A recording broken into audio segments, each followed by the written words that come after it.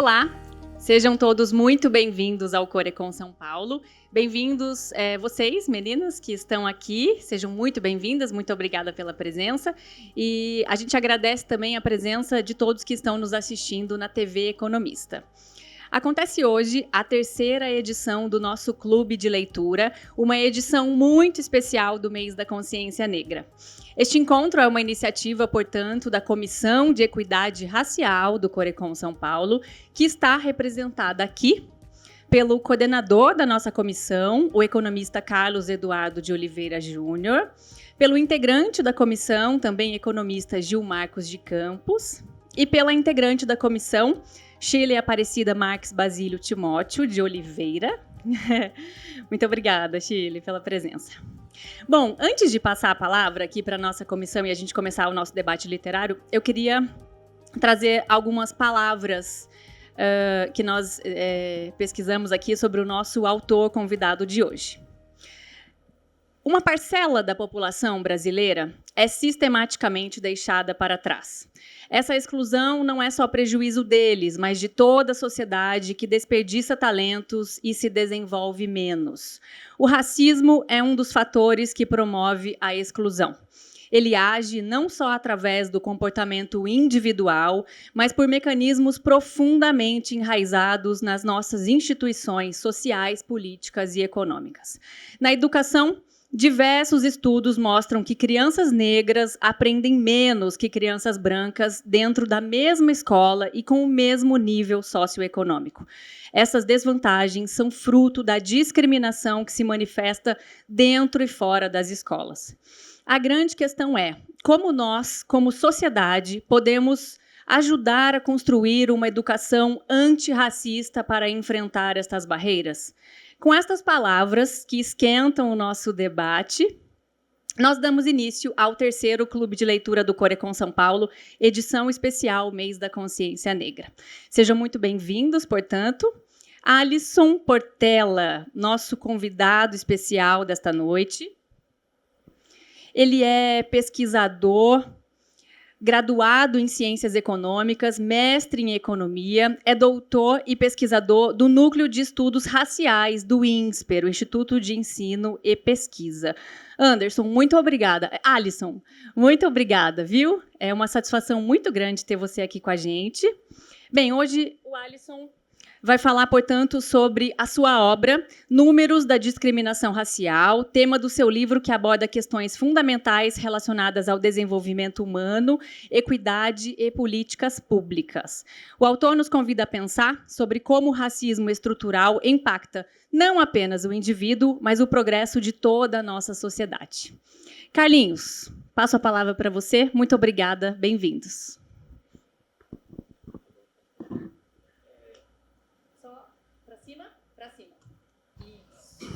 Alô, agora sim. Em primeiro lugar, agradecer a presença de todos que estão aqui presentes, você também que está assistindo pelo YouTube, e da minha comissão aqui, presente também a Shirley, e o Gil, e do nosso convidado, o Alisson Portela, que vai falar sobre essa grande obra, né, dos números da discriminação racial, que a gente... para a gente procurar, ele fica muito fragmentado, né? Então, a cada hora num canto, se você junta numa obra, isso facilita você ver aonde estão os erros, para a gente futuramente fazer uma política pública para você realmente reduzir a desigualdade, que ela é muito grande ainda no Brasil, né? Eu, assim, nos lugares onde eu vou, geralmente como economista, geralmente somos poucos. Eu queria ter mais pares aqui conosco, né? Assim, por isso que aqui nós temos aqui a nossa comissão de equidade racial, onde vocês estão convidados a participarem. Enfim, você que é economista, você que é estudante de economia também pode, eventualmente, ter interesse nesse tema, pode vir participar conosco, né? Além disso, eu, da comissão, sou presidente do sindicato, né, dos economistas do Estado de São Paulo, e aí a gente realiza um trabalho muito grande, muito importante. E agradeço aqui ao Alisson, que hoje vai fazer um retrato retrato da nossa sociedade, com dados, com números, para a gente vai conversar. Muito obrigado, Alisson.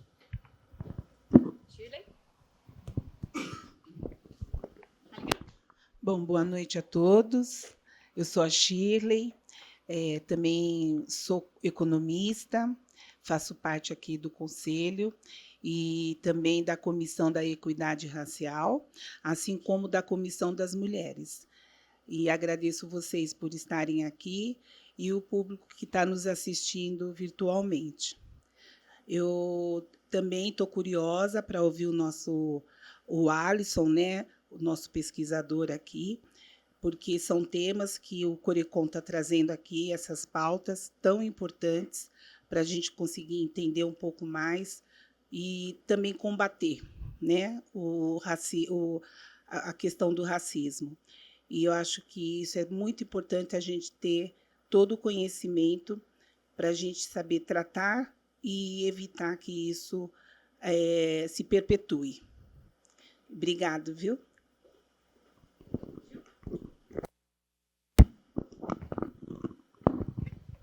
Bom, boa noite a todos. Sou Gil Marcos Clarino dos Santos, componho aqui a Comissão de Equidade Racial com ex-conselheiro do Corecon, presido também o Instituto UAB, União Brasil, juntamente com o nosso presidente de honra, o Geraldo Rufino, e presido o Conselho da Comunidade Negra do Estado de São Paulo, conselho esse que existe há 40 anos. Ele, inclusive, foi criado pelo governador, um grande governador do estado aqui de São Paulo, Franco Montoro, e teve como primeiro presidente o professor Hélio Santos, que hoje é presidente de uma universidade na Bahia, né? E estamos tendo a grata satisfação aqui de ter o Alisson para que traga essa pauta. Até outro dia eu estive no INSPER,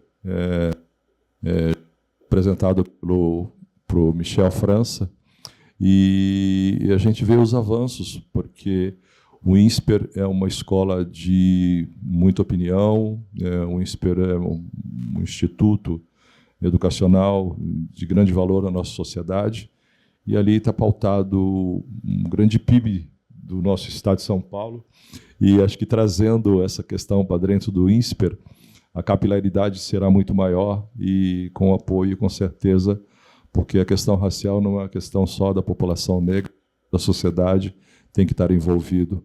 Afinal de contas, somos 56% da população e é importante que esse assunto seja discutido em toda a sociedade. Agradeço ao presidente Pedro Afonso, aos integrantes da Comissão de Equidade Racial e ao Carlinhos aqui, o nosso grande líder aqui. Muito obrigado. Alisson, por favor. Olá, gente, tudo bem? Então, meu nome é Alisson Portela, sou pesquisador lá no INSPER. Começar agradecendo o convite do Corecon para estar aqui nessa mesa, que acho extremamente importante, né? A gente está pautando isso. E fico muito feliz também como parte do reconhecimento lá do nosso trabalho no Núcleo de Estudos Raciais do INSPER, né? Que está aqui materializado por esse livro, que acabou ganhando o prêmio Jabuti Acadêmico no eixo de economia no ano passado, né? Então, eu e o Michael, colega que nos ajudou, que organizou junto comigo esse livro, né? Então, o livro, de fato, ele foi organizado por nós, não foi escrito. A gente participa na maioria dos capítulos, né? Mas a gente contou com diversos braços para escrever esse livro, tanto de pesquisadores do Núcleo de Estudos Raciais do INSPER, como de alguns professores e pesquisadores convidados que escreveram alguns capítulos isoladamente, certo? Eu vou começar a contar aqui o tempo. Se eu começar a me demorar muito, vocês podem, por favor, me chamar a atenção, porque, assim, como eu disse, o livro ele tem 13 capítulos. Aí teve 9 que eu e o Marco contribuímos, mais um que eu contribuí com outro professor, e os outros 3 são de pessoas de fora.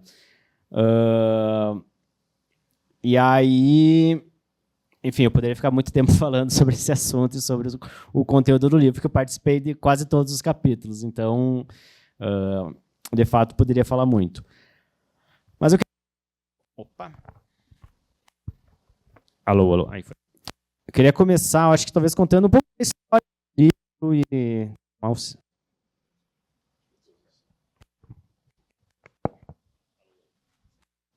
Começar contando um pouco da história do Núcleo de Estudos Raciais e do livro, né? Então, o núcleo começou, na verdade, quando o Michael foi para o INSPER fazer o pós-doutorado dele, junto com o professor Sérgio Firpo.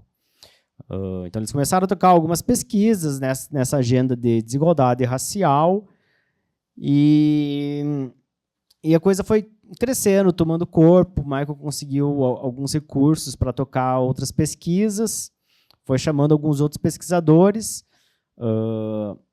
Ele já me conhecia de antes, por coincidência, eu acabei também entrando no pós-doutorado lá no INSPER, junto com o professor Sérgio Firpo também, com quem eu trabalhei por um bom tempo durante meu doutorado.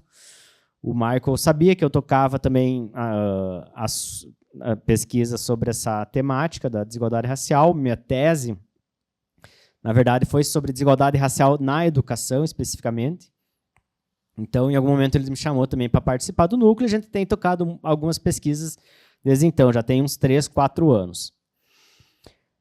E o livro foi um pouco o resultado disso. A gente começou com o Núcleo de Estudos Raciais com muito objetivo de documentar muito do que tem sido produzido e também documentar muitas estatísticas das bases públicas de dados que a gente tem acesso via IBGE, via INEP, via DataSUS, via TSE.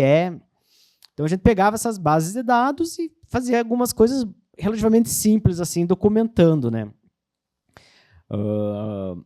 E a gente decidiu colocar nesse livro justamente por causa do que o Carlos falou, né? Deixar a coisa realmente organizada, tudo num grande livro, justamente para servir com esse objetivo, né, de introdução ao tema, né? Então, um estudante de graduação ou de pós-graduação ou algum aluno de outra área que está interessado em entrar nesse tema, bom, começa por esse livro, né? Então, a pessoa que começar já vai estar, digamos, já ter uma visão geral, né, das várias temáticas, porque o livro, de fato, aborda vários temas, né? Depois eu acho que eu posso detalhar um pouco melhor ele.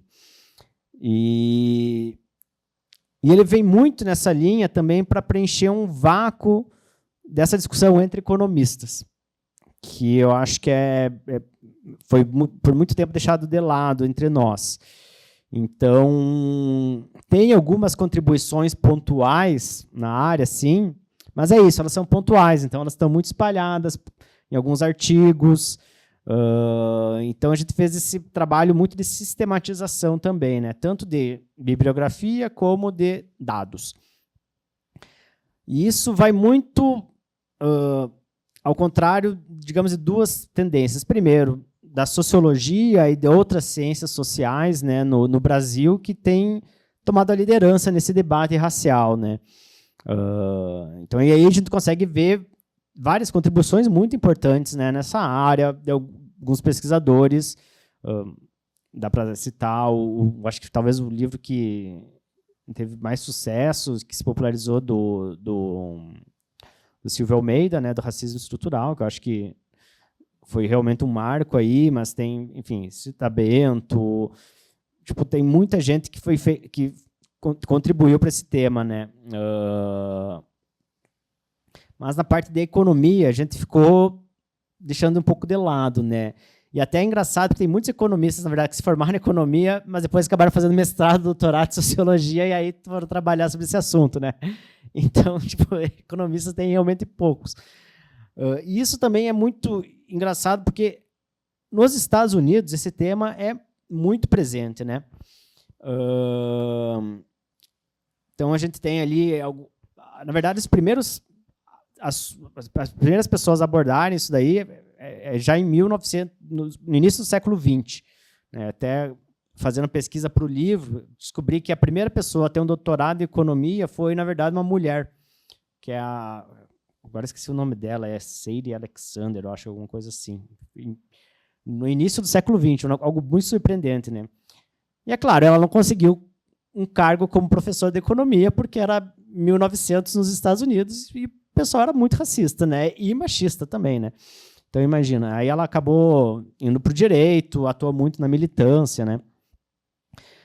Depois a gente pode citar o trabalho do Myrdal, por exemplo, que na década de 40 já escrevia sobre o dilema americano, falando da desigualdade racial no país.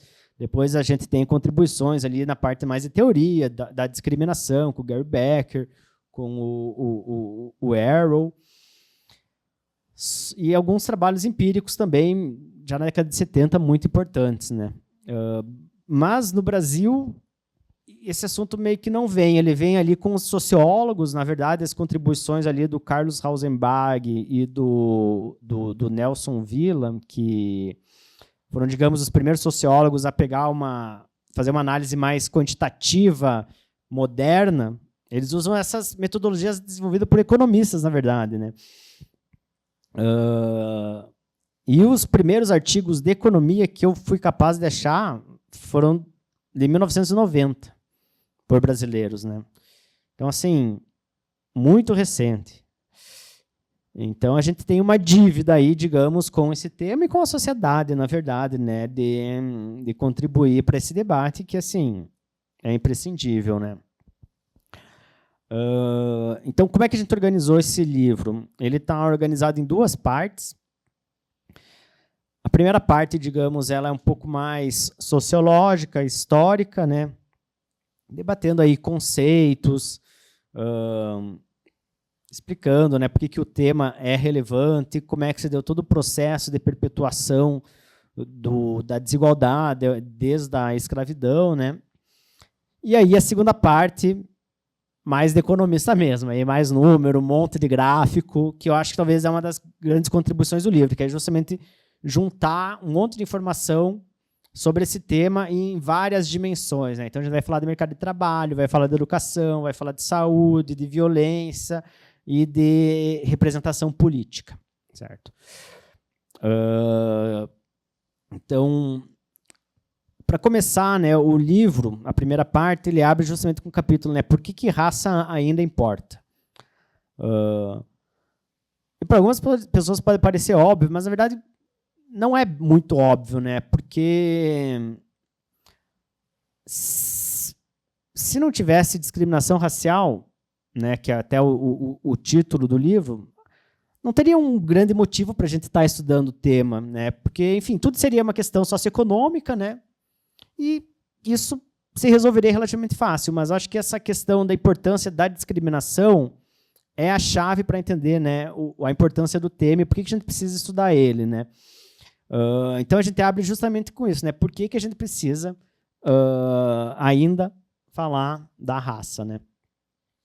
Então aí nesse capítulo a gente vai justamente revisar, digamos, os trabalhos que tentam mostrar, né, ainda a importância e a existência da discriminação racial, né? Aí tem várias formas que os pesquisadores, tanto na economia como na sociologia, psicologia, têm usado para, né, mostrar a relevância desse tema, né? No nosso livro, principalmente, a gente usa, digamos, alguns dados, pegando dados públicos, né? A gente faz, basicamente, o que a gente faz? Faz uma regressão ali, coloca um monte de controle, né? Variáveis socioeconômicas, regionais, e coloca lá a famosa variável indicativa de raça das pessoas. E a lógica é, né, se essa variável ainda tem alguma relevância estatística, né, mesmo controlando por outros fatores, é uma evidência, né, de que existe discriminação. Aí, lógico, tem outras formas, né, tem métodos aí talvez mais quali, que perguntam para as pessoas, de fato, assim, tentando medir, digamos, esse racismo mais explícito, né, então associado a estereótipos. Então, nos Estados Unidos, por exemplo, eles têm uma linha de tempo muito mais longa, né?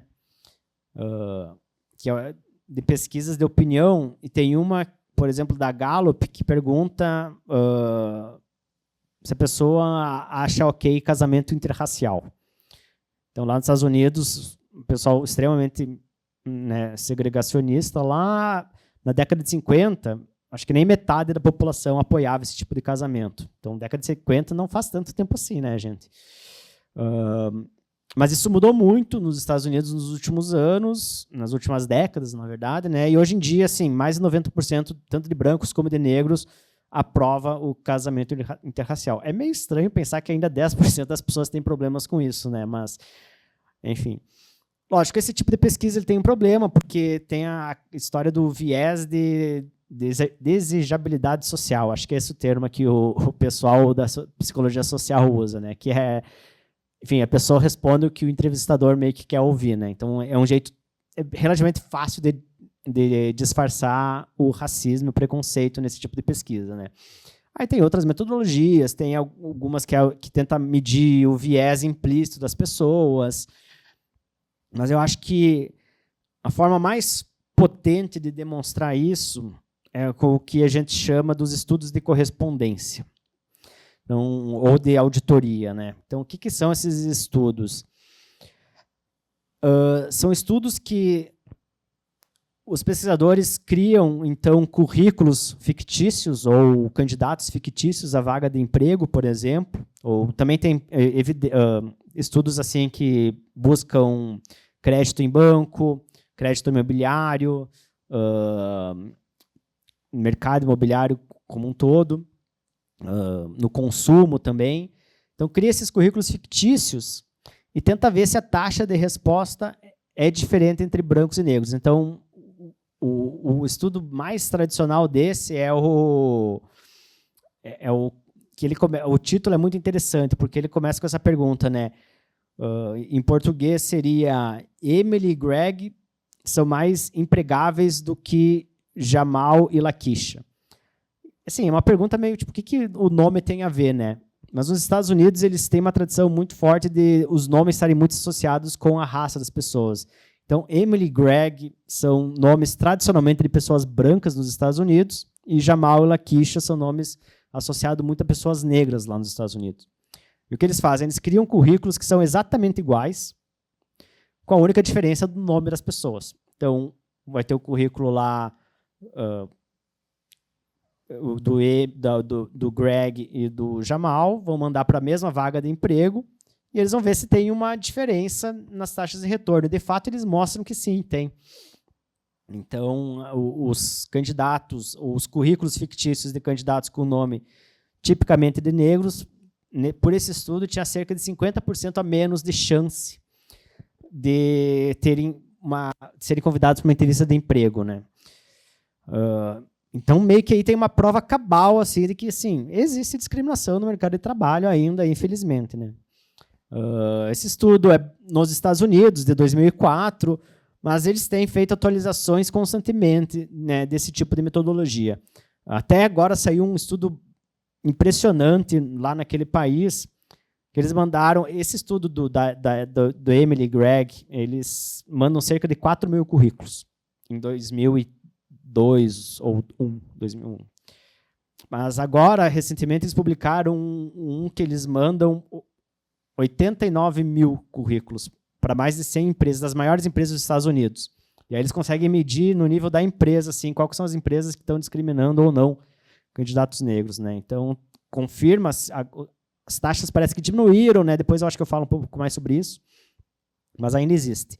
No Brasil, a gente só tem um estudo desse tipo, que foi feito por justamente um doutorando era da tese de doutorado de um sociólogo. É um estudo pequenininho, tem bem menos currículos, tem cerca de 800 currículos, assim, né? Então, mostra que há uma discriminação, principalmente contra mulheres no mercado de trabalho brasileiro, na verdade, em São Paulo e Rio de Janeiro, e para vagas bem específicas de emprego, né? Então, meio que isso já é um testemunho dos limites nossos como economistas, ou nossas falhas como economistas, né, de estudar esse tema. Digamos, a prova, o método mais rigoroso para mostrar que tem discriminação, a gente mal fez no Brasil, enquanto nos Estados Unidos eles já estão fazendo isso há mais de 20 anos. Então, acho que também mostra a necessidade de a gente encarar esse tema de frente, né? Bom, Então, esse capítulo é realmente para estabelecer a importância, né, do tema. No segundo capítulo, a gente vai falar, né, justamente vai falar um pouco mais de teoria, digamos assim. A gente fala, então, a diferença entre desigualdade e discriminação, né? E eu acho que e como que um causa o outro e quando que isso pode nem acontecer, né? Aí chamando a atenção, né, para o conceito de discriminação que a gente usa, né?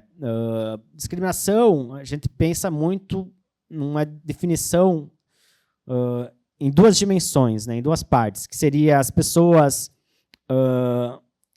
seria tratamento diferenciado de uma pessoa por causa da raça, cor da pele dela, ou um tratamento diferenciado de uma pessoa por um fator que não seja a raça, mas que esteja muito correlacionado com raça e não seja muito justificável, né? Essa definição é meio estranha, principalmente a segunda, né?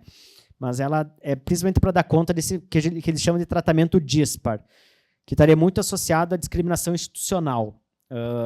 E um exemplo disso que eu gosto de trazer são as leis de voto no Brasil antes da Constituição de 80, né? Então, antigamente, só era permitido votar quem era alfabetizado. Porque, assim, por que tu está restringindo o acesso a voto a alguém, né? Então, no Brasil, a gente sabe que a maioria da população que não era alfabetizada era negra, então isso aí é uma forma de discriminação racial por uma via, digamos, indireta, né? Então, essa definição tem essas duas partes para reconhecer justamente aquela discriminação direta por causa da cor da pele, que seria o exemplo desse estudo, né, dos currículos fictícios, e aí um tipo mais sutil de discriminação, que é esse por fatores que não são necessariamente a raça da pessoa, mas que acaba prejudicando mais a população negra, né? E aí a gente vai discutir a questão das teorias, né? Quando que a discriminação pode resultar em desigualdade, né? Porque não necessariamente toda a desigualdade que a gente vê entre brancos e negros é resultado da discriminação, né? E isso está muito refletido nesse debate que a gente tem, que eu acho que é muito comum no Brasil, né? Que é aquela velha questão, né?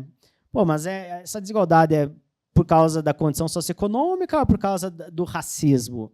Isso, de fato, é uma pergunta super legítima, né? E é importante a gente fazer essa pergunta porque o tipo de política pública que a gente vai pensar para resolver o problema da desigualdade racial vai muito depender disso, né? Desse diagnóstico. Porque se for, como eu falei, se for tudo uma questão socioeconômica, não tem por que a gente ter políticas públicas voltadas especificamente para isso, né? Políticas universais, a princípio, deveriam dar conta, né? Mas se não, a gente detecta que, de fato, tem evidência de discriminação, de que a população negra está sendo ali tratada de uma forma diferente e isso está prejudicando ela, então a gente vai precisar de políticas públicas voltadas para enfrentar esse programa de frente, né? E aí o exemplo clássico é, por exemplo, a questão das cotas raciais, né? Que é isso, se não tivesse diferença na experiência educacional entre brancos e negros, a princípio não precisaria ter cotas raciais, porque, enfim, talvez a cota socioeconômica já daria conta, né? Mas não, a gente, como vai falar no livro, tem um capítulo inteiramente dedicado tanto à questão das desigualdades educacionais, como um outro capítulo dedicado só para a questão das ações afirmativas nas universidades. A gente tem discriminação nesse processo educacional, que faz com que crianças negras, na mesma escola, com o mesmo nível socioeconômico, vão aprender menos, infelizmente. E aí, por causa, né, da discriminação dos coleguinhas, discriminação dos professores, muitas vezes da própria família, né? Então, a gente precisa pensar em políticas públicas, né, que reconheçam essa questão particular da raça, que ela vai ter um impacto também, né? Bom, esse então seria o capítulo 2, né? Como é que é? Tem um nome engraçado, da desigualdade para discriminação, da discriminação para desigualdade, alguma coisa assim. Tem o capítulo 3, que é um dos meus capítulos preferidos, que eu escrevi com o Rodrigo Soares, que acho que todo economista tem essa coisa de gostar de história, né? História e matemática, né? O pessoal, quando vai fazer vestibular, não sabe direito o que quer, aí se o cara gosta de matemática e de história, vai para economia. E aí esse capítulo, justamente, é sobre a persistência histórica da desigualdade racial. Eu acho que ele é super interessante trazer agora, até porque por causa do Prêmio Nobel, né, de Economia desse ano, né, que foi para o Acemoglu, o Robson e o... Eu sempre esqueço o nome dos três, o Simon, acho que é, ou Johnson, enfim. Aí, Acemoglu e Turma, né, e coautores. Que eles falam muito disso, né, da persistência histórica, né, das instituições e como elas influenciam o desenvolvimento das nações. E aí, nesse capítulo, eu e o Rodrigo, a gente vai fazer justamente uma revisão dessa literatura com um enfoque mais na questão da persistência da desigualdade racial, né? E hoje em dia já tem trabalhos muito bons mostrando que a desigualdade hoje ela está muito correlacionada com a desigualdade no passado, e principalmente com o uso de trabalho escravizado no passado. Então, a gente vê que, né, correlações tanto entre países como dentro dos próprios países mostram que as regiões que mais fizeram uso do trabalho escravizado no passado, hoje em dia são mais desiguais, né? Então, tem pesquisa mostrando que os países aqui, Brasil, no caso, né, os países do Caribe, que fizeram um uso muito intensivo, hoje em dia são mais desiguais, né? E nos próprios, dentro dos Estados Unidos também eles mostram que o sul dos Estados Unidos, né, é muito mais desigual do que outras regiões.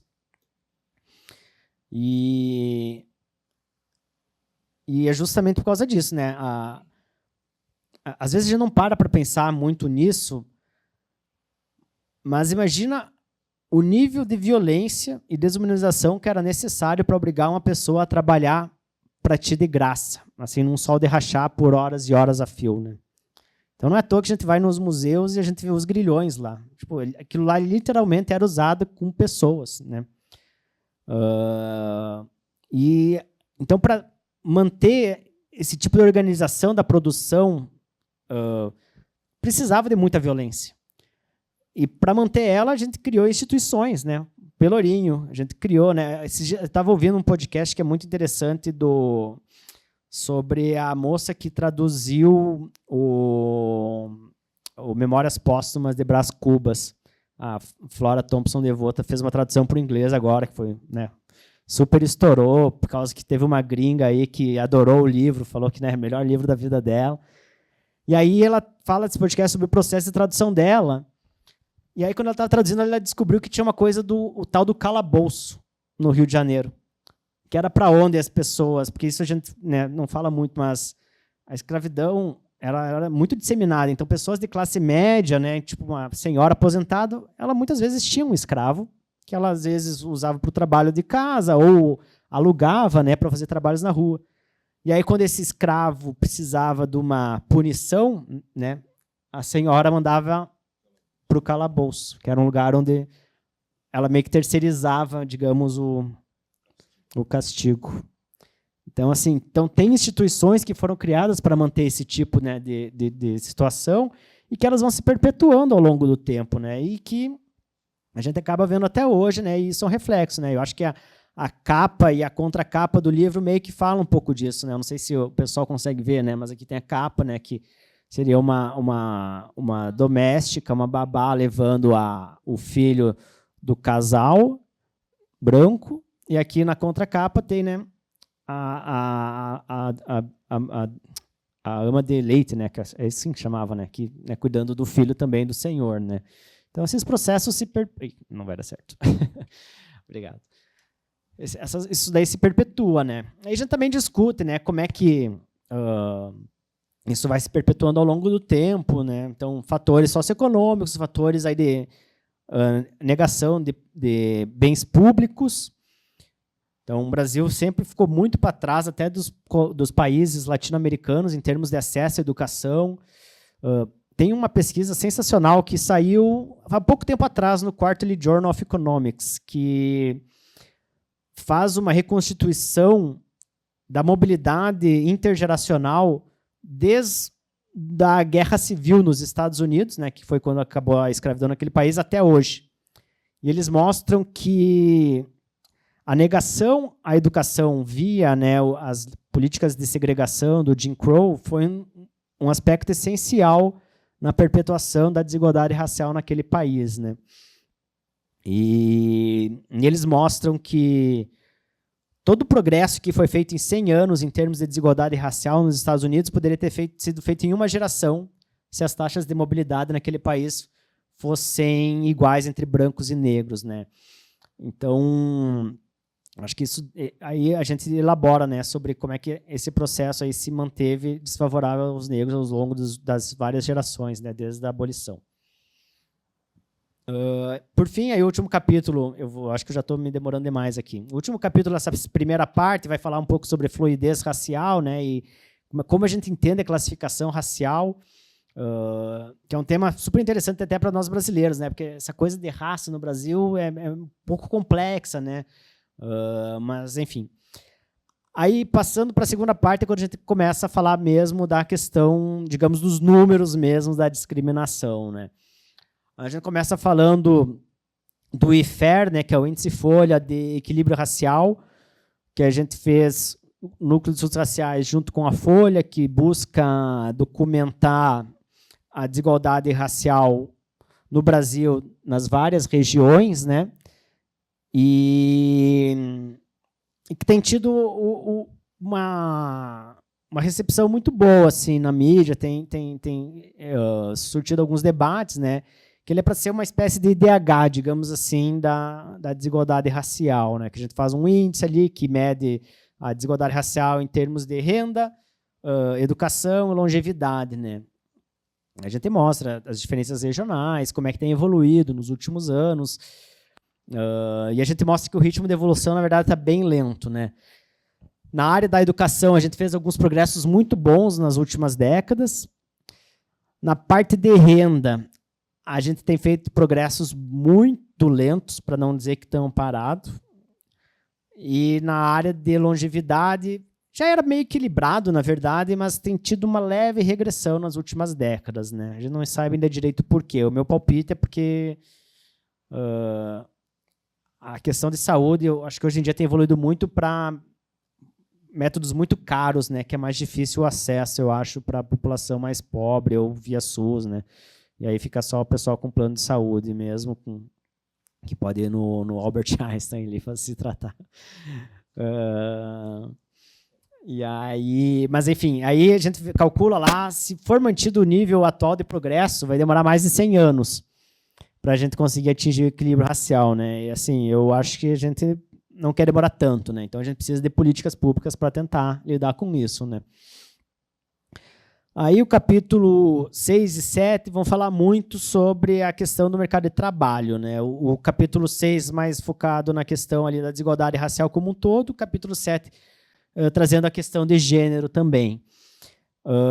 E aí esse capítulo 6 acho que é onde a gente faz, digamos, tem o nosso resultado principal, assim, que é um tanto chocante, que a gente mostra a evolução desde a década de 80 das desigualdades raciais nos salários e na renda do domiciliar per capita. E o que a gente vê é que tinha uma diferença muito grande ali na década de 80, que estava basicamente estabilizada ali por volta de negros receberem em torno de 50% a 60% a menos do que brancos, né, em média.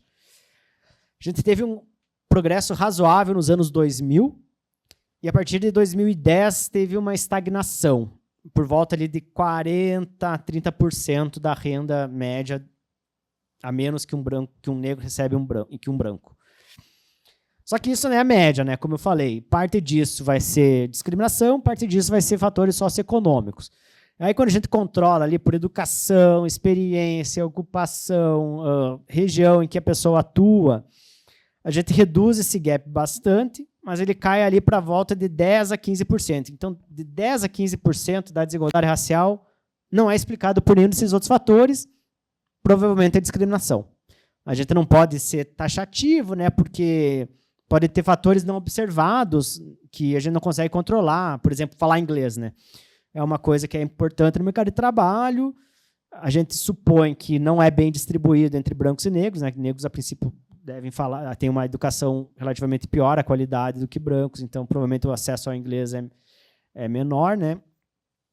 Mas isso provavelmente não faz tanta diferença assim. Então a gente pode dizer ali com alguma segurança de que 10% a 15% das desigualdades raciais são fruto dessa discriminação, de um tratamento diferenciado de trabalhadores muito similares no mercado de trabalho, né? E o mais surpreendente é que, ao contrário da diferença média total, essa diferença condicional, que a gente chama, ou ajustada, ela está basicamente estável nos últimos 40 anos. Não teve nenhum progresso. Teve até um progresso ali em 2010, muito pequeno, mas logo se reverteu depois também, quando a gente entrou em crise, né? Então, acho que isso fala muito nessa questão estrutural mesmo, da desigualdade, que a gente não tem feito muitos progressos, né? Aí a gente discute algumas políticas públicas, né? Eu acho que aqui vale a pena falar um pouco sobre isso, que isso daí, na verdade, foi uma falha nossa. A gente não falou do livro sobre isso, mas sobre a importância de ações afirmativas no emprego no setor privado, inclusive. Então, no Brasil, a gente tem ações afirmativas nas universidades, que, né, ficaram muito famosas. A gente tem ações afirmativas agora nos concursos públicos também, né, que, inclusive, não está sendo muito bem... principalmente na academia, né? A gente tem que fazer aqui uma meia-culpa, nós acadêmicos, que a gente tem sido muito bom de burlar essa lei, né? Mas nos Estados Unidos, eles tiveram uma política pública de ações afirmativas para empresas que eram fornecedoras do governo federal, desde a década de 60. E aí tem um artigo super importante e super bem feito que saiu em 2017, avaliando essa política pública. Eles mostram que teve um efeito muito importante em promover o emprego entre a população negra, né? Então, só para explicar, né, essa lei dos Estados Unidos, então, todo fornecedor do governo federal era obrigado a ter uma proporção de trabalhadores negros referentes ali à área em que ele atuava, né? E aí tem esse paper do Conrad Miller, 2017, na American Economic Journal, que ele mostra que essa política pública teve um efeito de reduzir as disparidades no emprego em 0,8 pontos percentuais. Parece pouco, mas se isso se espalhasse para toda a economia dos Estados Unidos, acabava com a desigualdade no acesso à empregabilidade naquele país, né? Então, política pública é importante. E é interessante que ele mostra que, quando as empresas deixam de ser sujeitas a esse tipo de política pública, elas continuam contratando mais negros.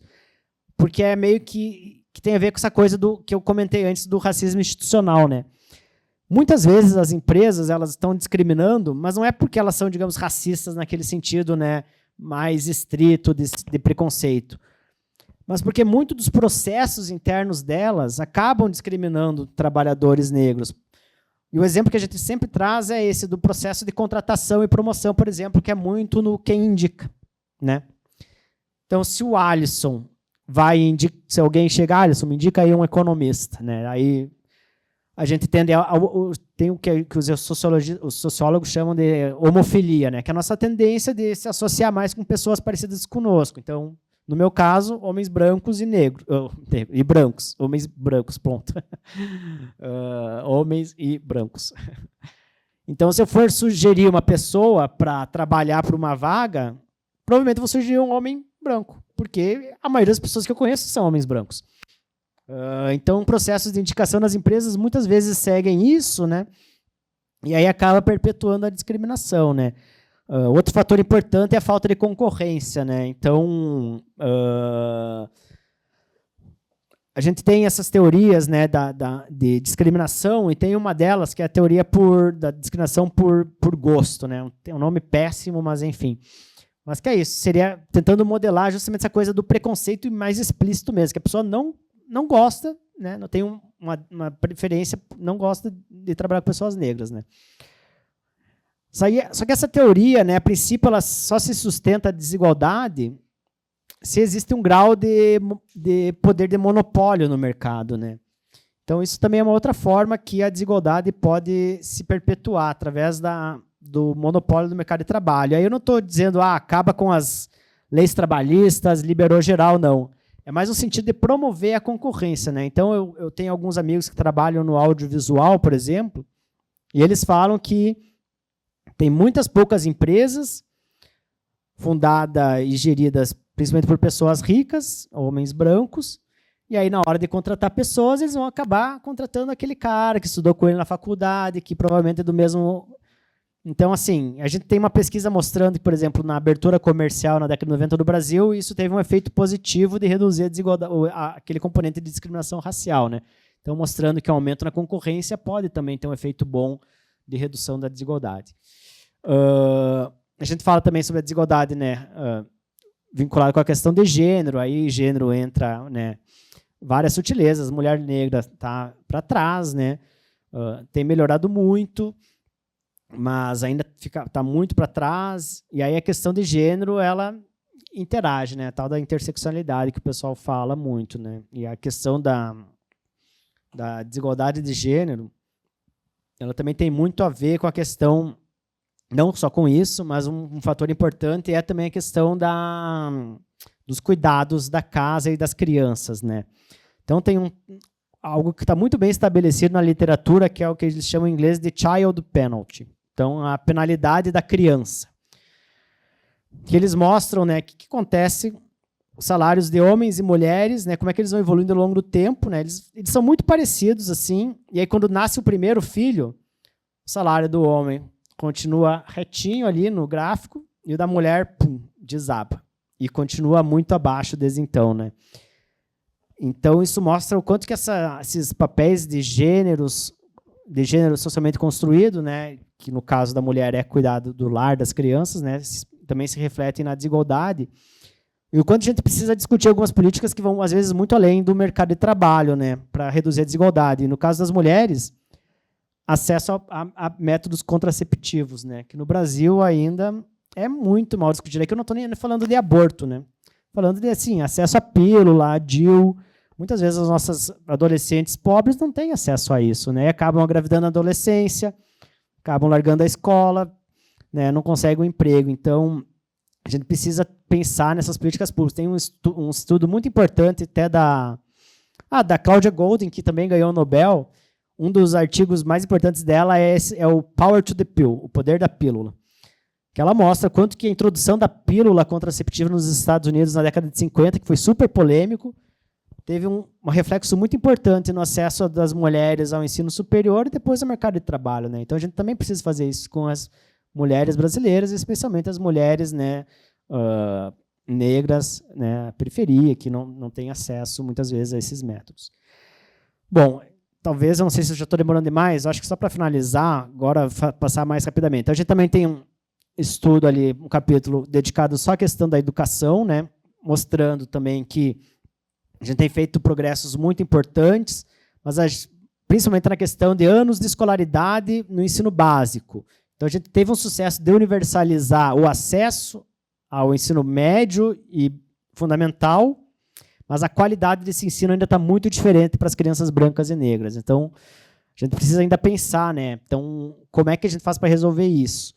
Aí são políticas que vão desde, né, do ERER, né, educação para as relações étnico-raciais nas escolas, é super importante, mas também políticas antes da criança entrar na escola. Porque a criança já entra na escola já defasada, né? E aí vai acabar repetindo. E aí, então, aproveitando o gancho, um capítulo do livro por um convidado, por um grupo de pesquisadores convidados, acho que é o capítulo 9, se eu não me engano, que é justamente sobre políticas para a primeira infância, do professor Naércio Menezes Filho, foi meu orientador no meu, né, tese de doutorado, junto com pesquisadores que trabalham com ele, né, falando sobre a importância da primeira infância, né, como a gente precisa apoiar as mães já durante a gestação. Isso tem um impacto no desenvolvimento da criança, porque ali a primeira infância é quando o cérebro da criança está ali se desenvolvendo a mil, né? E aí, se a criança tem poucos estímulos, ou não se desenvolveu nessa fase, ela vai acabar chegando atrasada na escola, né? E vai começar a repetir, não vai aprender tanto, e isso vai ter reflexo no mercado de trabalho. Tem um capítulo da Úrsula Mello e da Fernanda Estevam, professoras do INSPER e da Fundação Getúlio Vargas, que é uma revisão da literatura sobre as ações afirmativas, as cotas do Brasil, mostrando que elas tiveram um impacto muito importante, né, no acesso de pessoas tanto de baixa renda como da população negra também ao ensino superior, né? Aí a gente tem um capítulo sobre a questão do acesso ao SUS, Então, o SUS foi uma grande revolução no sistema de saúde brasileiro, né? Para os mais jovens, na verdade, eu não tinha nascido ainda quando criaram o SUS, né? Mas para os mais jovens aí que não sabem, antes do SUS tinha os sistemas, eles eram vinculados a uma carteira, a um trabalho formal, né? Então excluía muita gente, principalmente a população negra, né? Então o SUS foi muito importante na universalização da saúde, mas ainda tem alguns excluídos, e esse capítulo vai, né, dar uma olhada de lupa aí para ver quem que são os excluídos de fato e são os suspeitos usuais, né? E é interessante que tem uma desigualdade muito grande ali entre pretos e pardos, né? Que normalmente a gente não vê nas estatísticas de renda, mas no acesso ao SUS parece que quem é mais discriminado é a população preta, não parda. A gente então tem um capítulo olhando para a questão da violência também, que também, né, eu acho que essa estatística, infelizmente, ela é muito conhecida, né, que é as vítimas de homicídio no Brasil, infelizmente, são os jovens pretos, né, pretos e pardos, que compõem ali quase 80% das vítimas de homicídios no Brasil, homicídios violentos, né. Então, a gente faz aí uma documentação disso, né, olhando para uma questão regional também. E, por fim, a gente tem, então, um outro capítulo que é sobre a representação política, né? Olhando, então, para a representação no Congresso Nacional, na Câmara dos Deputados e nas assembleias estaduais, né? E aí a coisa é bem feia mesmo. Assim, até eu fiquei bem surpreendido, na verdade, negativamente, né? Eu achava que a gente sabe, né, que a coisa é complicada, mas na questão da representação política é bem ruim, assim. A gente vê que, em termos de candidaturas, até não é tão diferente. Há uma desigualdade, né, mas tem muito candidato negro que vai para concorrer a cargos de deputado estadual ou federal. Mas na hora que a gente olha para os eleitos, a coisa complica bastante. Então a gente usa aquele índice de equilíbrio racial para calcular isso, né? Esse índice vai até 0 seria o equilíbrio perfeito, -1 não tem nenhum negro na população que a gente está interessada. E aí, para deputados eleitos, esse índice gira ao redor de -6, que é um índice bem ruim. E aí, quando a gente coloca a dimensão de gênero, é de chorar, assim, essa coisa vai para -90 por aí. Tem estados que não tem nenhum negro no... Isso aí são dados de 2018, né? Mas não acredito que deve ter mudado muito. Mas tem estados que não tem nenhuma mulher negra, né, na bancada. Então, a questão da representação política ainda é um grande desafio, né? A gente também discute, né, por que é importante ter representação política, né, que aí é isso que a gente chama de representação descritiva, né, o quanto que os representantes são parecidos com os representados, né. Aí tem toda uma literatura, né, tanto em termos simbólicos como também em termos representativos. A gente mostra assim que quem é eleito influencia, né, vai ter as pessoas vão ter preocupações diferentes, né. Então, acho que é muito importante, né, a gente pensar e agora, né, infelizmente, com a anistia, né, que o Congresso se deu, né, enfim, terminando aqui com más notícias, né, mas eu acho que a gente não pode perder a esperança, né, eu acho que até o livro ter ganho o prêmio Jabuti, eu acho que mais do que, digamos, uma alegria, né, pessoal minha, do Maico e dos outros pesquisadores envolvidos, eu acho que é esse reconhecimento da importância do tema mesmo, né? Eu acho que agora tem ganhado tração esse tema entre economistas, entre a sociedade como um todo, na verdade. E o que a gente espera com esse livro é despertar, né, o debate, que o pessoal possa usar. É realmente um livro que ele é para ser introdutório, a gente evita jargão o máximo possível. Logicamente que, principalmente nos capítulos da segunda parte, tem uma outra equação, mas, a princípio, a coisa é para ser relativamente simples, assim, para, de fato, qualquer um conseguir debater, né? E trazendo aí uma perspectiva mais dos economistas, né? Então, trazendo o nosso jeito de ver a coisa, né? Então, enfim, eu acho que dei um panorama geral do livro, acho que eu demorei mais do que eu gostaria, mas mas acho que a partir daqui a gente pode bater um papo também, eu elaboro mais coisas. Obrigado. Vamos testar de novo? Acho que era a pilha. Eu queria prestigiar e agradecer a presença das meninas e passar a palavrinha para elas se apresentarem, dizer por que vocês estão aqui, se vocês já conheciam o Corecon. Elas são estudantes de economia, Júlio. Pode ser? Posso pedir para elas levantarem? Você se importa de levantar só para a câmera te pegar, por favor? Não, pode falar com eles, é só para você aparecer mesmo. Por favor, seu nome. Boa noite, gente. Eu me chamo... Pode ir ladinho. Boa noite, eu me chamo Ellen, eu sou estudante de economia. E eu conheci o livro porque a gente está fazendo uma iniciação científica e o senhor...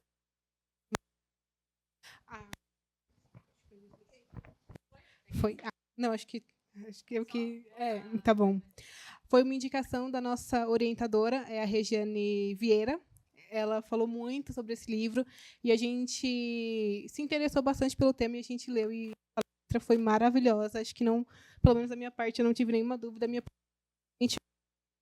E o dado mais impactante que você chegou à conclusão com a escrita do livro, mas você já me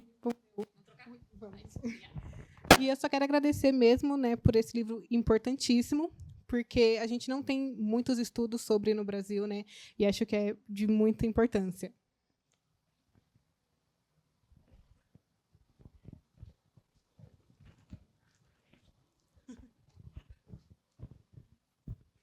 Oi, gente. Meu nome é Vitória. Faço Ciências Econômicas também na Unip. A gente está no 6º semestre, quase finalizando. Se der tudo certo, ano que vem a gente finaliza. Eu conheci o livro também por conta da nossa iniciação. Eu estou fazendo eu e a Ellen. Nosso tema é tributação, como a tributação indireta e a desigualdade de renda. Má tributação, desigualdade de renda, distribuição de renda afeta desigualdades sociais no Brasil. E aí a nossa orientadora indicou o livro, principalmente o capítulo 5 e 6, e o 7 também, para a gente ler, que fala mais dessa parte de renda, que é o que cabe no nosso tema. Mas, muito obrigada. Muito importante para todo mundo, né, para o Brasil em si. E, Ju. Boa noite, pessoal. Meu nome é Juliana, eu também faço Ciências Econômicas na Unip, no Campus Paulista.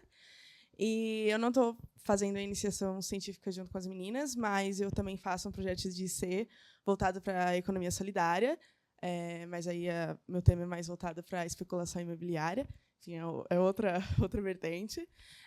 Mas a Regiane Vieira, né, que é a orientadora das meninas, foi nossa professora, e ela tem vários temas voltados para a economia solidária, voltados para questões raciais, e ela sempre, enfim, falou muito sobre essa questão com a gente. E as meninas me apresentaram um livro, e é de extrema importância. Eu ainda não terminei de ler, confesso, mas eu agradeço aqui pela apresentação. Eu também achei a palestra maravilhosa, não fiquei com nenhuma dúvida em relação a isso. Eu só gostaria de, enfim, uma curiosidade mais mesmo sobre a perpetuação histórica que você falou no 3º capítulo, de como que isso pode ser barrado de certa forma, porque, querendo ou não, o nosso passado ele já é bem, enfim, complicado, né? E como que a gente pode, enfim, melhorar isso de alguma forma, né, daqui para frente. É claro que aqui, fazendo isso, estando aqui, né, tendo essa obra aqui no Brasil, já ajuda bastante, principalmente porque os brasileiros têm essa defasagem nos dados, como o senhor já disse. Mas é isso, basicamente. Muito obrigada. Muito obrigada, a gente que agradece. Alisson, gostaria de responder? Depois a gente passa aqui para a bancada. Pode ser? Essa pergunta é engraçada, na real, porque semana passada eu conversei com uma jornalista também justamente sobre esse tema, né? Porque agora dia 2 é o Dia Internacional de Conscientização sobre a Abolição, acho que é alguma coisa assim, 2 de dezembro, não sei exatamente o nome da data, mas é relacionado à questão da abolição da escravidão, né? E ela terminou a entrevista meio com essa pergunta, né? Que é, né, como é que a gente faz, né? E essa literatura das origens coloniais, do desenvolvimento, ela é meio fatalista, na verdade, né? Porque a gente não consegue alterar o nosso passado, mas ele está aqui nos influenciando, né? Então, assim, eu acho que, desse ponto de vista, o que a gente tem para fazer é atuar para construir, né, instituições e sociedades mais abertas e mais inclusivas, né? Eu acho que essa que é a lição que a gente tem, né? Então, aí, acho que lutar, né, pela manutenção da democracia, da aplicação das leis, do Estado Democrático de Direito, né? Acho que esse daí é o básico, né? Acho que isso, sem isso é retrocesso garantido, né? Então, não é à toa, por exemplo, que os nossos indicadores de educação, apesar de ainda serem um tanto trágicos, eles melhoraram muito a partir da redemocratização, né? Porque é isso, a partir de... E tem pesquisas mostrando isso, né? Que a democracia é muito importante nesse sentido de redução da desigualdade e oferta melhor de bens públicos, né? Então, eu acho que é super importante garantir essa representatividade da população, né? Então, por exemplo, tem uma pesquisa que é muito interessante, que mostra, né, sobre o acesso a... A gente começou a colocar a urna eletrônica. E a urna eletrônica reduziu muito a quantidade de voto nulo, por exemplo. E nesses municípios que tiveram essa redução do voto nulo, também teve um desenvolvimento local maior, né? Porque quem votava nulo mais, que cometia erros na hora de preencher a fichinha do... Eu não sei como é que era, porque eu não votava nessa época, né? Mas imagino que era uma folha relativamente complicada de preencher, né? Então, provavelmente, quem era menos alfabetizado tinha mais dificuldade de preencher ela, né? Acabava cometendo erros e anulando seu próprio voto. Então, isso tinha um reflexo muito na representatividade. Tem uma pesquisa mostrando que o segundo turno também é uma ferramenta importante de melhoria dos gastos públicos nos municípios, né? Com o segundo turno, a concorrência entre políticos aumenta. E a concorrência democrática faz com que, então, os prefeitos que são eleitos acabam gastando mais em educação. E eu tenho um trabalho que está olhando para a expansão de creche, justamente comparando municípios com e sem segundo turno. E o crescimento das creches, que a princípio deveria ser uma política pública que favorece principalmente as mulheres de renda mais pobre, né, de renda mais baixa, para poder né, deixar a criança ali sendo cuidada e poder ir trabalhar, né. Também é os municípios que têm a segundo turno que cresce mais as taxas de matrículas de crianças de até 4 anos, né. Então, acho que seria isso, sim. Eu acho realmente lutar por manutenção da democracia e aí, via democracia, pressionar por políticas públicas que, né, privilegiem a parte mais de baixo da distribuição de renda, né, que também está majoritariamente representada pela população negra.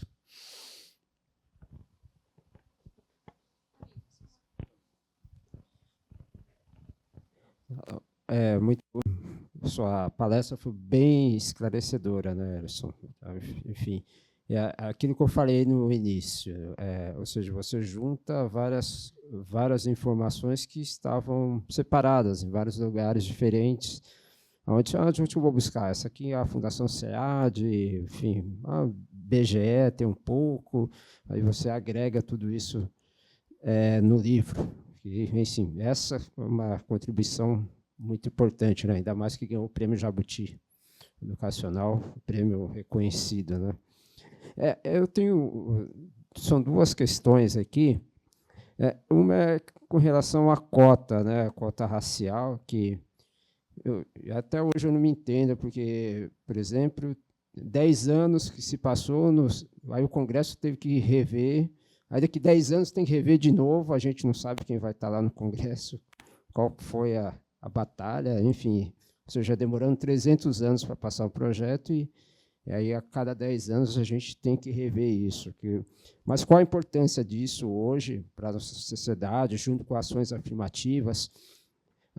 Eu posso falar, o ESG trouxe uma política muito positiva, porém agora você vê algumas empresas andando para trás, né, voltando, falando, não precisa mais disso, vamos voltar para a meritocracia, igual era, sempre foi, que não traz à sociedade, né, os negros, enfim, ficam meio isolados. Mas eu quero saber qual é a importância dessa questão. E para você obter os dados, né, qual foi a dificuldade de você obter todas essas informações que estão condensadas ali no livro? Acho que eu vou fazer um a um, né? Ou vocês querem fazer todas as perguntas? Vamos então rapidinho aqui, só para... Bom, começar com os dados, né? Eu acho, só para tirar isso da frente. Assim, tem uma grande disputa, né, de dados, eu acho, no Brasil, né? Então, eu acho que o exemplo mais claro disso é o censo de 1970, que tiraram a pergunta sobre raça das pessoas, né?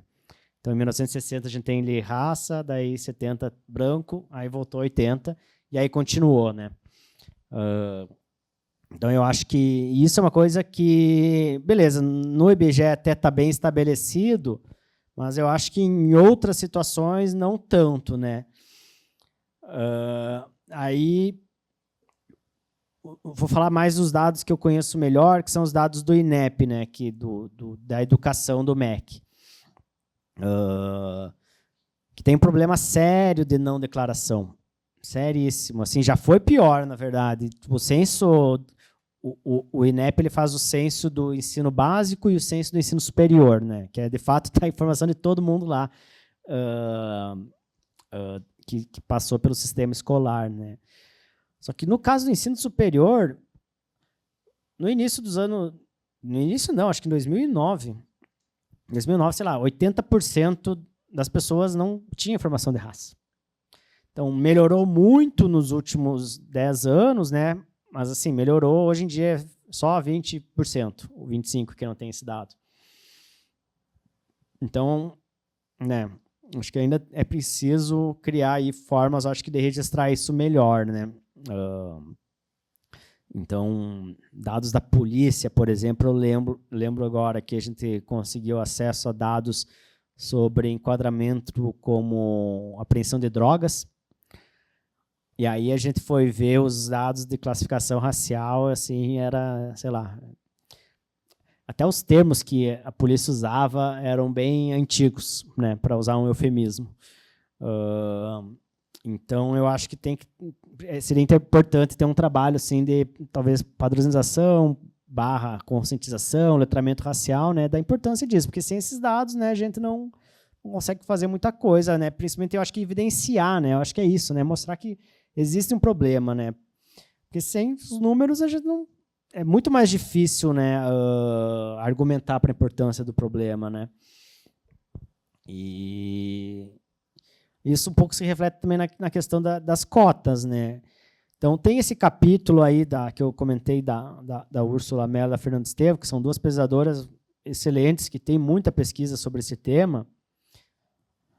E assim, é meio unânime, assim, a política foi muito bem sucedida em termos de inclusão, e ela não tem efeitos negativos sobre os excluídos, né? Digamos assim, as pessoas que, digamos, abriram espaço para entrar os cotistas, porque essas pessoas têm muita facilidade em conseguir alternativas, elas conseguem em outras universidades.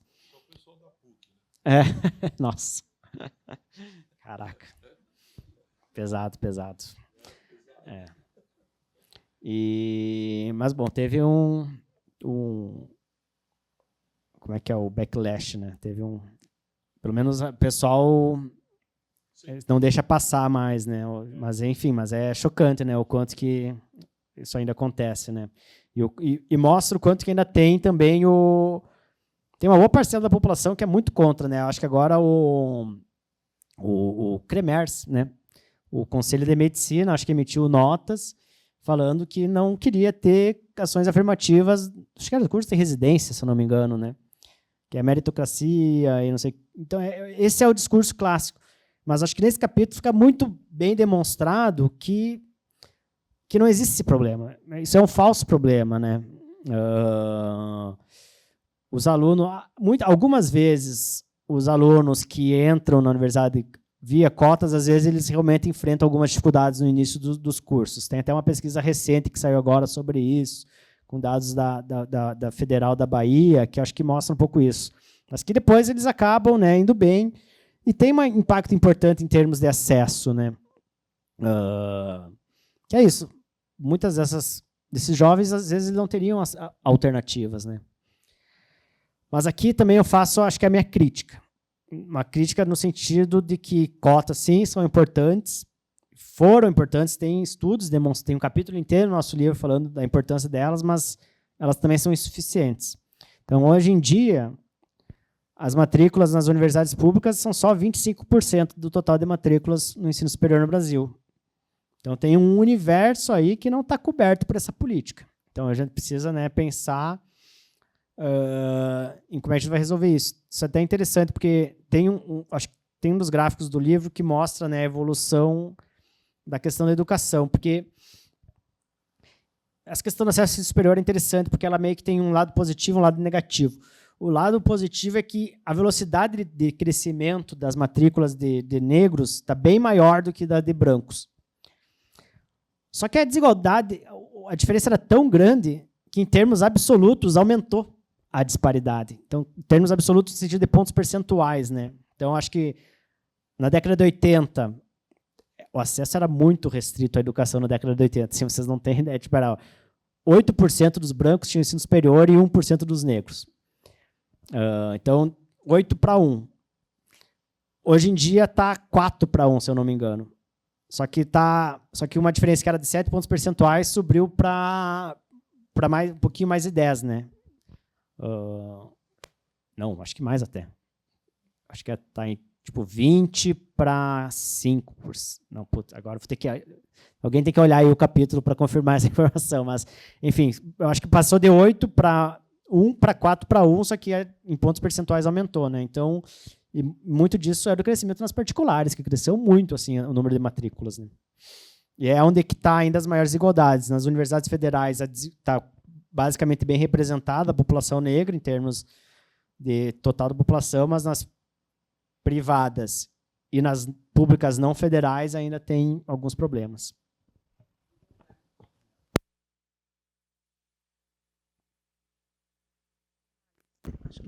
Oi, alô.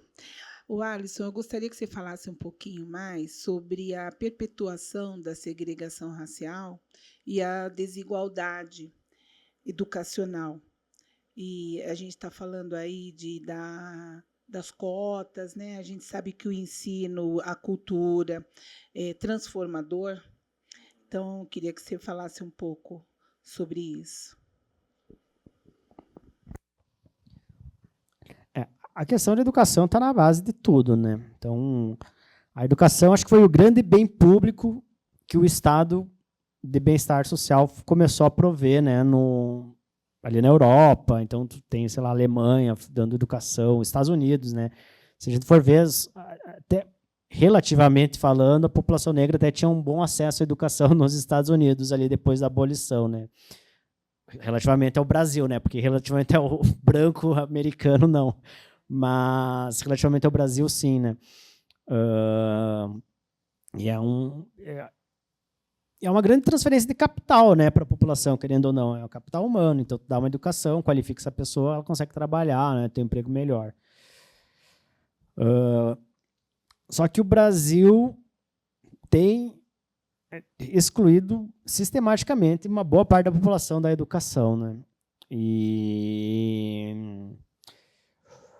a questão aí da segregação, a princípio ela nunca foi explícita. Quer dizer, no passado era, né? Mas acho que desde a República, acho que só indiretamente, se eu não me engano. Mas como os lugares onde eram construídas as escolas e por toda também a questão de opressão socioeconômica, né? Enfim, às vezes as crianças tinham que sair trabalhar, né? Não tinha muita alternativa, né? E a qualidade da educação é muito pior. Então a gente tem todo um processo aí que eu acho que vai ser muito lento, mas que está acontecendo, né, de universalização. Então, o que a gente viu agora, né? Nos últimos 20 anos, a gente fez um esforço muito grande de acesso. Então, hoje em dia, basicamente toda criança entra na escola em algum momento. A questão é quando ela sai, né? E como ela sai também. Então, na minha tese de doutorado, eu olho para os dados de coorte da Universidade de Pelotas. O pessoal da epidemiologia lá tem esse estudo de coortes que todo mundo que nasce em Pelotas em um dado ano, eles seguem o resto da vida.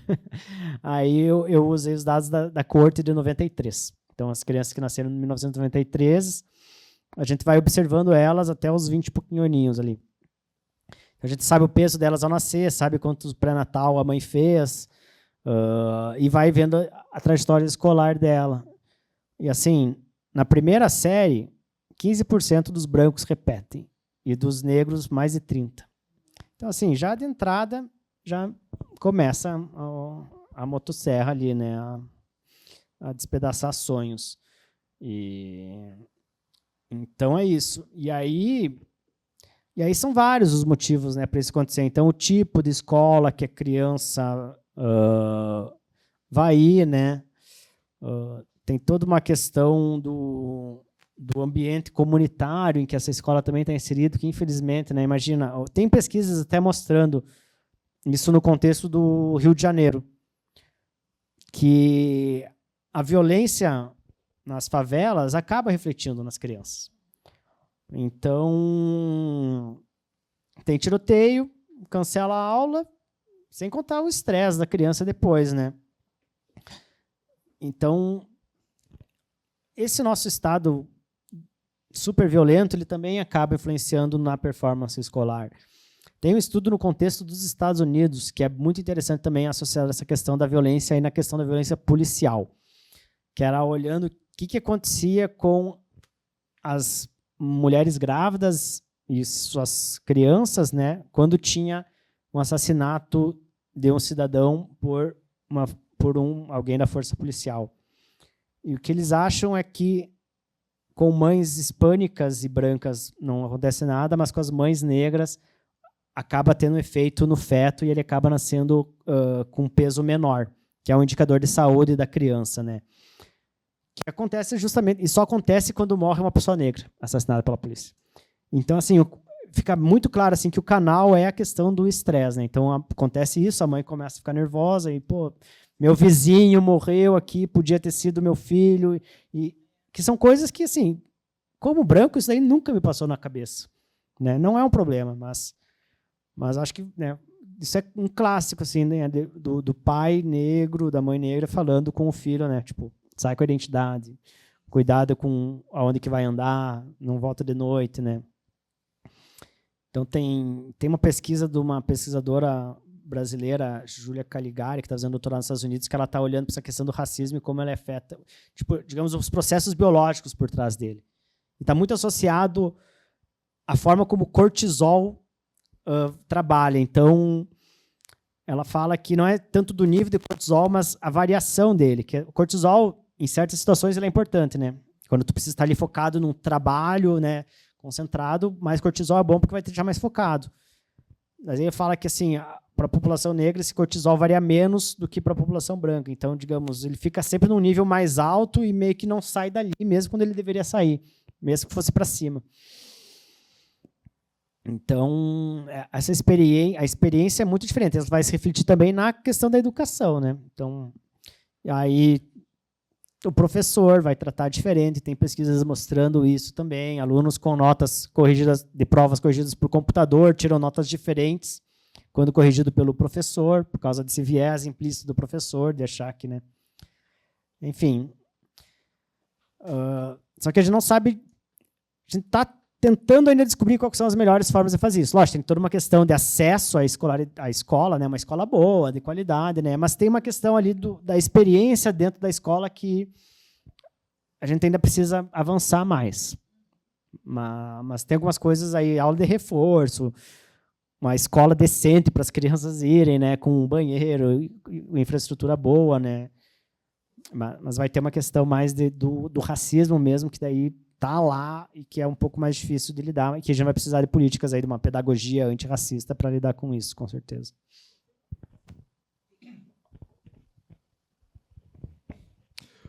Alisson, bom, primeiramente, parabéns aí pela conclusão dos seus trabalhos aí no livro. Deixo um abraço lá para o Michel. Bom,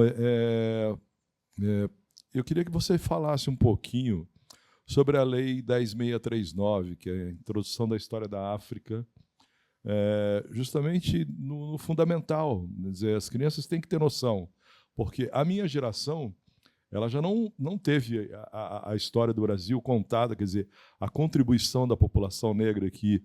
O Estado de São Paulo foi muito impulsionador da evolução da economia aqui no Brasil como um todo, no período do café, né? Então, nós temos a participação da população negra, né, no período do ciclo do ouro, o ciclo da cana e o ciclo do café. Quer dizer, nesses 3 ciclos econômicos, a representatividade negra era muito grande nisso daí. Quer dizer, então, eu tive a oportunidade em conhecimento internacional, de ir para Angola, para Paris e para os Estados Unidos. O que me surpreendeu uma vez nos Estados Unidos, chegando lá, dentro do aeroporto de Nova York, eu sempre pensava assim, lá eles são 15% da população. Você chega dentro do aeroporto de Nova York, você vê o negro presente em tudo quanto é lugar. Você vai aqui no aeroporto de Congonhas ou mesmo no aeroporto internacional de Guarulhos, para você ver um negro embarcando é muito difícil. Você vê num avião lá, 200 pessoas, você vê um negro. Então, às vezes a gente liga o negroide e a gente começa a perceber que você vai num restaurante, dependendo do nível de restaurante, você não vê, né? Às vezes, né? É o garçom, E aqui, às vezes, nem garçom tem tido mais. Às vezes, até hotel, eu me lembro que na época, hotéis, grandes hotéis, Hilton, essas coisas, sempre tinha um negro que é de porteiro e tal, e hoje já não tem mais. Eu tive como hobby, fiquei durante muito tempo, quando criança, a minha mãe, eu moro num bairro aqui da Zona Norte de São Paulo, na Vila Maria, e lá tinha uma escola de samba, meu tio queria me levar, enquanto criança lá, adolescente, na escola de samba. Minha mãe dizia assim, você não tem lugar melhor para levar um menino, não? Aí eu acabei estudando e fiz amizade com o filho do presidente de uma escola de samba, que eu digo que era um grande quilombo daqui da cidade de São Paulo, que era a Nenê da Vila Matilde. Mas lá eu me descobri, enquanto estudante universitário, que escola de samba era um ambiente para a gente exaltar os nossos heróis, contar das nossas histórias, das nossas alegrias. Hoje, trazendo isso para valor presente, eu percebo que nas escolas de samba não tem mais preto em escola de samba. Quer dizer, isso foi um problema do ponto de vista econômico, né? Ou afugentou essa população que desviaram para outros, sei lá.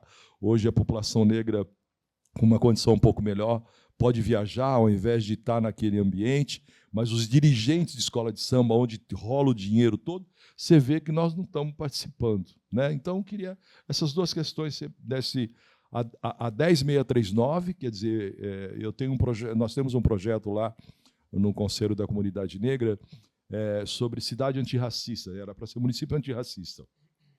Aí o Ministério Público do Estado de São Paulo viu esse projeto e adorou, né? E acabou levando. Tem 22 cidades aqui da região daqui do Vale do Ribeira que já adotaram, né, porque tem muitas comunidades quilombolas ali, já adotaram esse projeto. Então está sendo muito importante, mas o que eu queria mesmo era isso, porque as pessoas falam sobre meritocracia. É difícil um garoto que estudou no Colégio Santa Cruz ou no Porto Seguro competir com um cara que estudou numa escola municipal. Então, quem que vai entrar num concurso público, seja num banco federal, numa caixa, num Banco do Brasil, geralmente é aquele que foi melhor preparado. Então, essa meritocracia, do que vale? Eu penso que se tivéssemos cotas raciais no estudo fundamental, a gente não ia precisar de cota na universidade, porque aí vem a questão da equidade, teria um parâmetro melhor para todos. Agora, a gente vendo que dentro do INSPER, uma escola de nome, trazendo essa discussão, quem sabe os empresários ou filho de empresário INSPER, ele terá a sensibilidade de, na hora de contratar um funcionário, não ir pela cor da sua pele, e sim pela sua capacidade. Então, essa oportunidade a gente não tem. Queria que você falasse um pouco sobre isso. Aproveitar, deixa fazer aqui um merchan, né? O INSPER tem um programa de bolsas étnico-raciais, que... Putz, agora não sei exatamente... É uma quantidade relativamente pequena de alunos, né, mas que está crescendo todo ano, né? E o livro, inclusive, o que seria a parte minha e do Michael, a gente doa para esse fundo de bolsas, né? Então, todos os lucros ali nossos vão para esse fundo de bolsas, né? Que, enfim, esperamos aí ajudar a mudar um pouco a cara do INSPER, né? Por ser uma instituição extremamente cara, né? E a gente sabe o perfil do aluno, né? Mas quem sabe aos poucos a gente vai mudando também, né? Sobre a questão da lei em específico, o artigo mais legal que eu li para preparar o livro não foi de um economista, foi de um cientista político, que foi publicado, acho que é o De Micheli, é o sobrenome dele, e não lembro o primeiro nome, que foi publicado no World Politics, é o jornal, que é sobre o processo de enegrecimento da sociedade brasileira, né? Que, para quem não sabe, nos últimos 20, 30 anos, a proporção de negros no Brasil autodeclarados, aí nas estatísticas do IBGE, tem crescido muito mais do que preveria simplesmente uma reprodução demográfica tradicional. Ou seja, as pessoas estão se reconhecendo mais como negras, né? Se autodeclarando, né? Então, tem vários fatores por trás disso, né? Então, tem algumas pesquisas que mostram que tem um uso instrumental, digamos assim, né? Que, de fato, por causa das cotas, a pessoa está se declarando mais como negro. Mas esse estudo do De Micheli, o que ele mostra é que o principal fator que explica essas mudanças demográficas é a educação. Então, o Brasil teve uma expansão educacional muito grande nesse período. Ele vai mostrar, não, as pessoas que estão mais se declarando como negras são as pessoas mais escolarizadas, com ensino superior ou ensino médio. Isso até está associado, tem um estudo do Edward Telles, que é um sociólogo brasilianista, de Princeton, eu acho, que ele tem uma pesquisa muito interessante, que ele pega a cor da pele das pessoas, né, a cor mesmo, daí tem uma escala lá, e aí vê a classificação delas, né, e aí tem outras variáveis, né? Educação, riqueza. E aí ele vai ver, né, o que explica uma pessoa se classificar como negra ou como, na verdade, como branca, como parda ou como preta. Acho que é isso. E aí ele vai ver, né, que, lógico, quanto mais escuro o tom da pele da pessoa, maior a chance de ela se classificar como preta ou parda.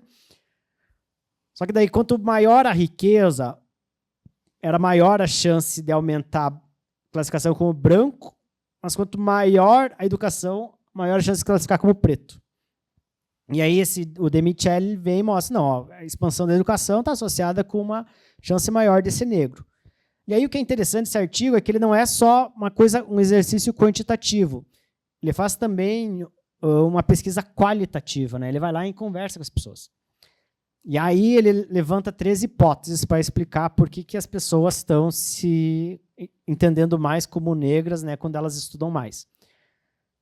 A primeira é meio ruim, na verdade, que a pessoa está entrando num setor mais de privilégio e aí ela começa a enfrentar mais racismo, né? Ela começa a ver, pô, não, peraí, tem uma coisa estranha aqui acontecendo, né? Sou diferente, né? Ela se reconhece como negra. Aí tem aí tem os outros 2 que é mais interessante, que ela começa a ter mais contato com movimentos sociais e políticos, né, principalmente o movimento negro, e ela começa a ter mais contato com a história também, mais a história da população negra, né, e o letramento. Então ela começa a entender mais toda a história, ver, e aí isso faz com que ela comece a se identificar mais também. Então, assim, eu nunca vi nenhuma avaliação tipo, rigorosa no sentido acadêmico assim dessa política, né, de avaliar o impacto mesmo, mas por esse estudo meio que me convenceu, não, isso é extremamente importante, a gente tem que estar ensinando com certeza a história de um ponto de história e cultura de um ponto de vista, né, do afro-brasileiro. Melhorar exato, é justamente isso, melhorar a autoestima, as pessoas entenderem, né, que né, exato. a questão de referências. Exato. É como eu disse, essa minha passagem nos Estados Unidos, não gostava muito deles. Mas se você vai lá, que você vê a presença deles mesmo. Quer dizer, tem empresários, a Oprah, dona de... A Oprah, dona de uma emissora de televisão, quer dizer, você vê grandes empresários, banqueiros, essas coisas todas. Acho que a Denise também está preocupada com o horário. Não, o Carlinhos está com o carro no estacionamento, acho que ele né? Você veio de carro também? Eu também, o meu está lá, 21 horas. Fecha às 21, tem uma tolerância, mas pode finalizar, aí a gente... Então, esse contraste com os Estados Unidos é interessante que a gente tem. Eu tenho olhado alguns dados comparando, e nos Estados Unidos, de fato, a desigualdade no topo da renda entre brancos e negros é menor lá do que aqui. Então, aqui a exclusão se dá muito no topo, né? Que é quem vai para o aeroporto e vai para a universidade, né? Tem acesso aos cargos de diretoria.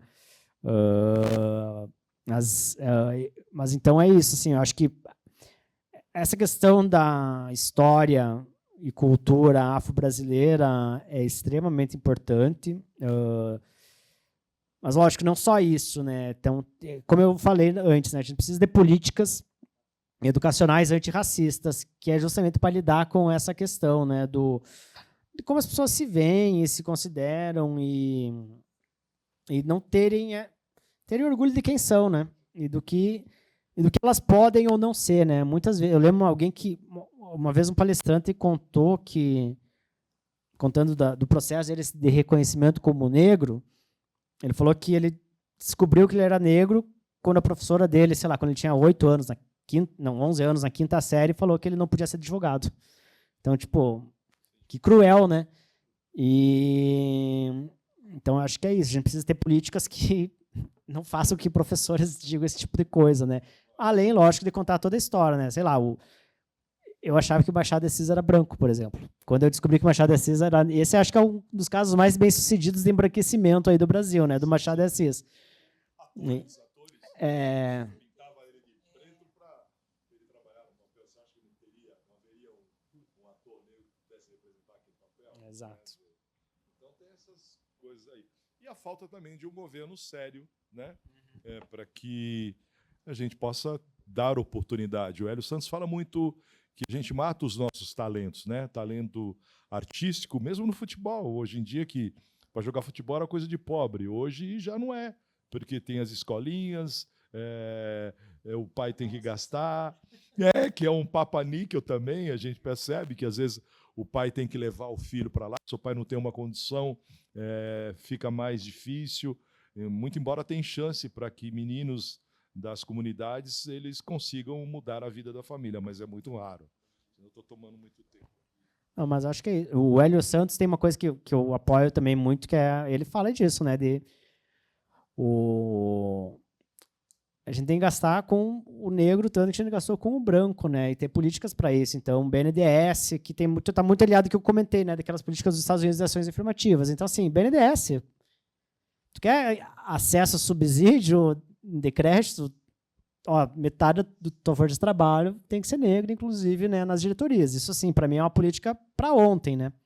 Então, com certeza, né? A gente precisa ter... Eu acho que cota é mais ou menos um paralelo do subsídio. Subsídio, quem pega subsídio? Uma empresa precisa dar uma equilibrada nela no mercado e tal. Cota também seria para isso. Não cota, oportunidade ou privilégio, mas uma reparação. Né? Exato, então, mas exato. isso a gente ainda não tem um governo... Não sei se bolsa, política pública, cota e tal, um governo sério que pudesse levar isso para frente. Então, acho que são suas conclusões agora. Então, acho que concluindo, enfim, o tema é muito longo, né? Podia aqui passar a noite, que depois dá para ir para o bar agora, continuamos, mas eu acho que o livro tenta cumprir esse papel meio que de porta de entrada ao tema, né? Esse vídeo agora também. E, enfim, eu acho que é convidar o pessoal a participar, né? Debater, ler e também contribuir nessa direção, né? Eu acho que é isso. Obrigado, gente. Muito obrigado pelo convite. O Alisson, eu tenho uma pergunta. O conteúdo do seminário antirracista está no YouTube? Do que vocês acabaram de realizar? O conteúdo? Normalmente sim. Os eventos que a gente faz no INSPER, eles, Fica no gravado? geral, são gravados Ah, e eu tem queria link ver. lá. É. Não, a gente tem uma taxa, inclusive, para isso que o INSPER cobra, que mas vamos pagar. Sim. Mas sim, que tá, joia. no geral Muito bom. está no YouTube. Foi em setembro, é isso? Isso, setembro. Né? Legal, maravilha. Bom, muito obrigada. Como o Alisson disse, nós ficaríamos aqui falando sobre isso, né? Tão importante. Gil, muito obrigada. Alisson, Carlos, Shirley. Por favor. Agradecer aqui a presença do Alisson, que abrilhantou aqui como nunca, né? Detalhando aqui os números aqui desse livro, aí, que é uma grande obra que eu recomendo que vocês adquiram.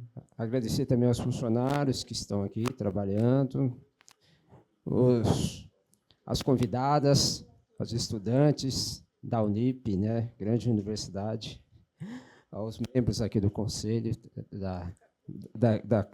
daqui também, o Gil e a Claro, Shirley. inclusive. Enfim, mas eu agradeço a presença de todos vocês aí nesse nosso quilombo, né? Fortalecer, que com certeza você que está assistindo, você que está participando aqui, participe aqui da nossa comissão. Estão convidados todos. O Alisson trouxe livros, tá? Ali fora ele pode autografar para vocês, se quiserem adquirir. Então, mais uma vez, muito obrigada. Bom, para finalizar, Alisson Portela, com sua experiência acadêmica e dedicação à pesquisa, nos oferece ferramentas para ampliar nossa compreensão sobre as desigualdades raciais e nos desafia a imaginar e construir um futuro mais justo. Sua obra é, portanto, um convite para repensarmos as estruturas sociais e, acima de tudo, é um convite para agirmos. Muito obrigada a todos.